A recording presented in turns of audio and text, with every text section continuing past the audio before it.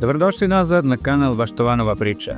U današnjem videu pogledajte koliko zdrave organske hrane sam već uspeo da proizvedem, a tek smo na polovini leta.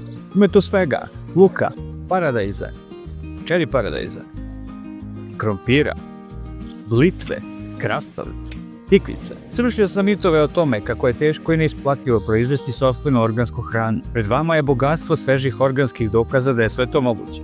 U ovoj gredici posjećen je krompir sorte Riviere. Ovo je rana sorta, a ako ste ranije pratili moj kanal, znate da sam ovaj krompir uspešno sadio još zimu su plasteniku u gredicama. Također, kasnije i u saksijama. Riviera se pokazala dobro, pa sam preostali semenski krompir neplanirano ubacio u ovu gredicu. Jedan od omiljenih poslova u bašti mi je vađenje krompira. Uvek imam osjećaj kao da pronalazim neko zlatno grumenje dok prebiram po zemlji. Iako još zelene, polegle su stabljike luka, tako da sam rešio da ga izvadim malo ranije nego obično. Kao što vidite, glavice su dobrih veličina, a žao mi je što ovaj miris ne mogu da vam prenesem putem videa. Domaći luk, potpuno drugačijeg ukusa od gigantskih hibridnih bezukusnih glavica koje možete kupiti u marketima. Želim da vas pozovem da i vi krenete da uzgajate svoju organsku hranu. Pogledajte samo ovaj luk. Osim inicijalnog posla oko sadnje, koje sam također maksimalno postavio, oko ovog luka posla skoro da i nema. Ako želite da dogodine i vi imate ovakav luk bez mnogo napora i obaveza, u opisu ovog videa ću ostaviti link do videa gdje možete vidjeti tačno kako sam ga posadio i šta sam sve u početku dodao u zemlju. Jedan od najčešćih rezidenata u baštama, paradajz. U plasteniku, na otvorenom, u zemlji, u gredici, u saksiji, paradajz je jedna od najčešće uzgajanih kultura.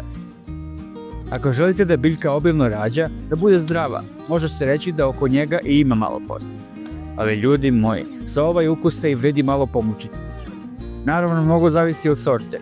Ova koju ja gajim je najbliža onome čega se ja sećam kao dete, kada se za dobar paradajz išlo na pijacu kod baka koje su na tezgi donosile ove crvene dragulje iz svojih bašta.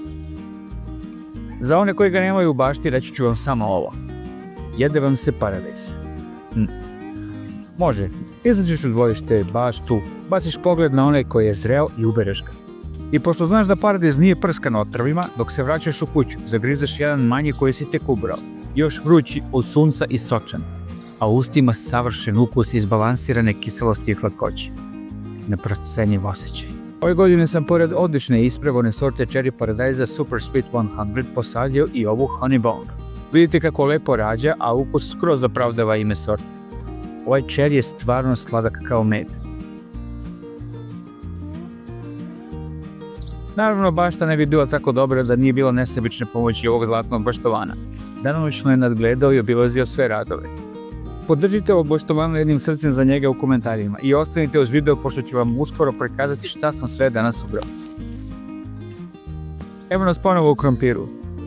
Na ovom delu bašte sam direktno u zemlju ogledno posadio manju količinu krompira domaće autohtone sorte Message. Nažalost, ovaj krompir nije preživeo poslednji toplotni talas i prerano se potpuno osušio, pošto sam kasno rešio navodnjavanje na tom delu bašte. Pre ovog snimka sam bez ikakvih očekivanja iz radoznalosti zagrnuo jednu kućicu čisto da vidim da li je uopšte nešto i napravio. I mogu vam reći da sam bio veoma iznenađen.